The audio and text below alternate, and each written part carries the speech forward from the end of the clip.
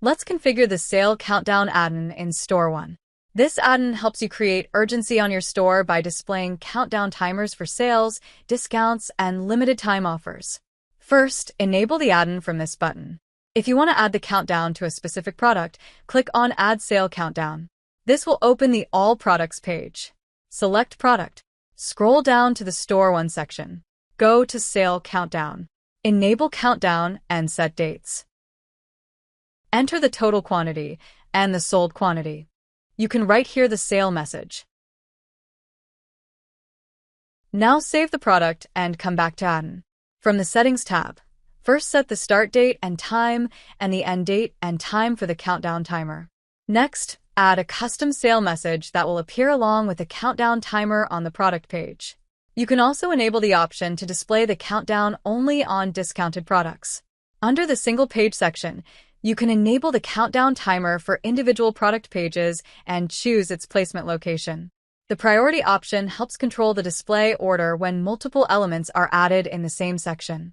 You can also enable the countdown timer on archive or shop pages if needed. Now, let's move to the Action and Behavior tab.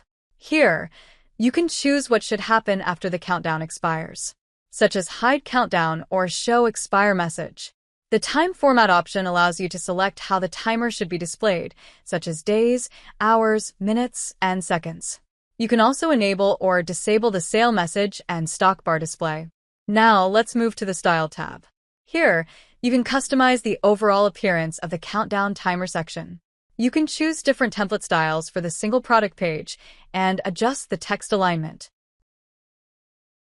The styling options allow you to customize colors for the background, message text, timer boxes, timer text, and sold bar. Under the border section, you can also customize the border style, color, width, and border radius for a cleaner design. These settings help you match the countdown timer with your store branding and layout.